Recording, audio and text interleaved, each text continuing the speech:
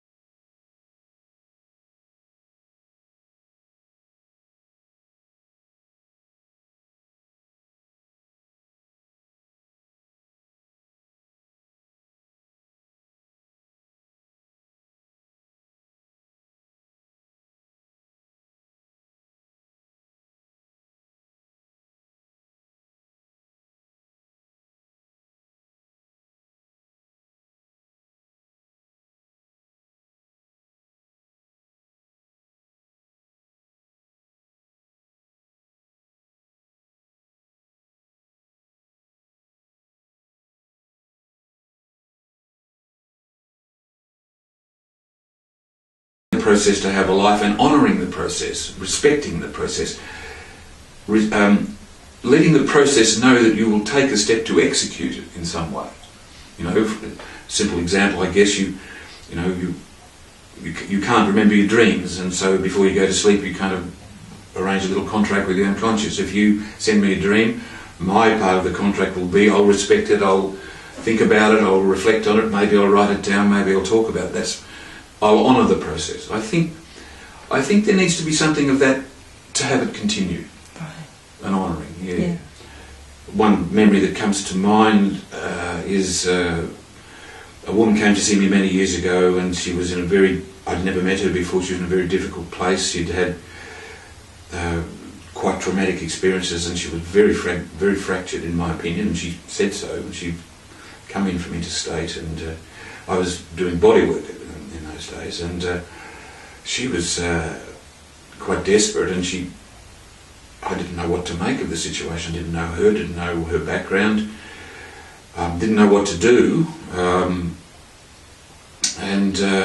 I thought, well, I'll do what I can, which is, I guess, the formulation of the intention. So I said, lie on the table, you're comfortable there, and so on and so forth, and set up the protocols about touch and whatnot, because that was part of the trauma. And then I put my hand on her stomach, and that was it. I didn't know what to do after that, and there didn't seem to be anything to do after that. And so I just sat there. We sat together, we were together, and we kind of together went into a place where there wasn't any thinking, there wasn't any action, overt at least, wasn't any imagery, wasn't any commentary, and I sat there for a long time, maybe 40-45 minutes, something like that, and she walked out and I never saw her again. I mean, never saw her for months, and I thought, well, God knows. So accidentally I saw her about an hour later, about a year later, and she said, that was an incredible thing that happened. And I said, what was that happened? I remembered her, and she said, well, we went into this space, and it was amazing that you knew what to do exactly, and you tuned in, and you put, and I was, all the fragmentation dropped away. I was able to do what I needed to do to separate out from this, blah blah, this traumatic situation. Moved house and moved city, and so on. And thank you very much, and all that. And for me, it was like, well, I'm really grateful that happened, but it certainly wasn't my agency at all. It was a process that had a result, and in the doing of the process, there was nothing that I was aware of that I could actually say this is working.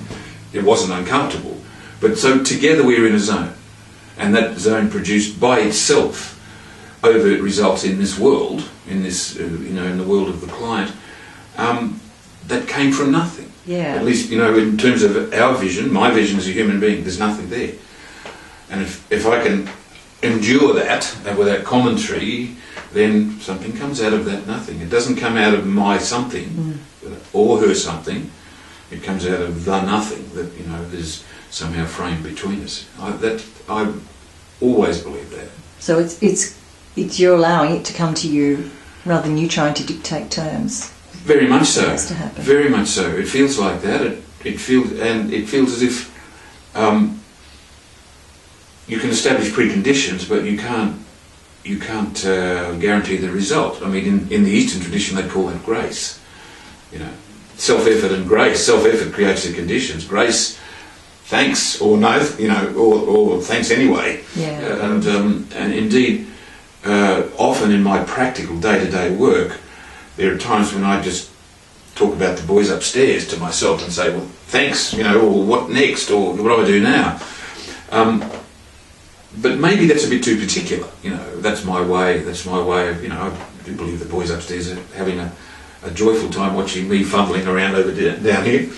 But maybe that's a formulation. Maybe what we're looking at is a kind of inchoate reservoir of energies which can flow through appropriately when we are not making judgments about what we can allow and what we shouldn't allow and how good we are and how bad we are and so on. And that's out of the way. Then maybe those energies are kind of self-selecting in a way, and they come through and do what's required, given the vehicle that they're working through, given the task that's at hand in the immediacy of the world. So you do become more skilled. Yeah. You do become more knowledgeable. You do become more predictive. You do become more gentle. Terence McKenna, who was quite an interesting philosopher, died 10 years ago or so, was talking about the incursion of novelty into a system. Novelty meaning, it's new to us, it hasn't happened before, we didn't think about this when we were framing the equation of reality, and that the incursion of novelty is happening more and more and more frequently until at a certain limit, which he, interestingly enough, put around 2012, there would be maximum incursion of novelty, which, one would imagine just kind of creates an entire new arena to create it and to exist in. So, yes, something new, something unexpected, something which is another factor, other than you're sitting there with a problem, I'm sitting here allegedly with an answer, allegedly. Something entirely new enters. Novelty, something new. God Almighty, what is that? And and that's, if we can start to support that existentially, emotionally, support that process. Wow, then the world is new, fresh altogether. Yeah. And so is healing, and so is painting, and so is finance, and so is war, and so is ecology, and so on. It applies in every field. There has to be creativity. There has to be creativity in ecology. You can't manage it tree by tree, leaf by leaf. There are a tremendous amount of goodwill and a tremendous amount of effort, but until there's a creative surge, then, it's us struggling with the environment, but there's an interaction which is required, which means that the environment prospers and we prosper out of some other process. And so it's, creativity is absolutely essential everywhere, it seems to me. It seems to me the East collectively is better placed to deal with the whole cycle of death and rebirth out of its kind of religious and cultural kind of history than we are in the West, where we struggle like mad against death because we see that as the end of a process, and it's really only the beginning of an ongoing process. But for some reason in our efforts to become individualised, we've marked off death's the end. Oh my God, let's postpone that, and then there's nothing. So we're terrified. So every time there's a crack in the bowl, it looks like this is the end of everything. But some things grow through cracks in bowls, and if we can extend our consciousness in the Western mind to say, okay, death, yep, breakdown, wonder what's new, let's support that. Let's sit in the void. It's broken down, nothing's happened. Let's sit here quietly, let's remain centred in the silence. Oh, there it is. There's something new, let's support that. Be a healthier world.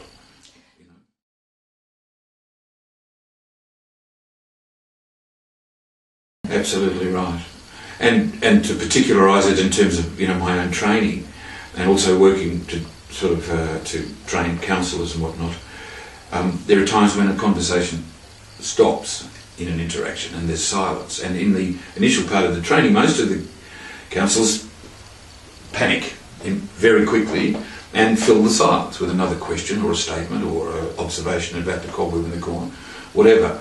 And so the training is, hang on a minute, this is a tool, this is part of the process, let's sit with the silence and see what happens. But that requires training, and one wonders why that is. And I think it's, again, as you said, we need answers, we need to know that we can solve every problem, because that's that's our superior mental functioning and so on, our self-description in the West. But silence is incredible. And so when people realise that they're not going to die, though, in the moments of silence, and can adapt to that, suddenly there's a much better flow. It's essential to flow. You chop off silence and the void, you break the flow, you fragment the process. It's a flow. There's something, and then it falls down, and then there's nothing, and then something grows. If we can be large enough to embrace that, I think, well, then the anxiety is going to drain out of our world. Wouldn't it be nice to have a world that isn't anxious? Just a personal anecdote, I've been out to Central Australia a couple of times this year working with a small group of people and an Aboriginal man who knew, was initiated and knew his place is not his place.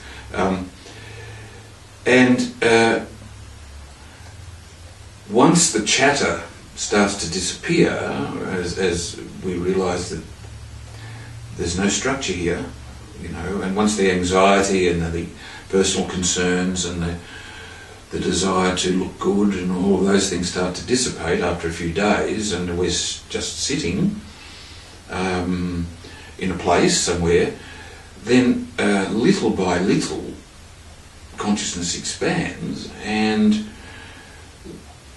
we connect, particularly in Central Australia, it seems to me, to just an unimaginable power and existence, the existence of the earth herself, the life of the earth, who is present.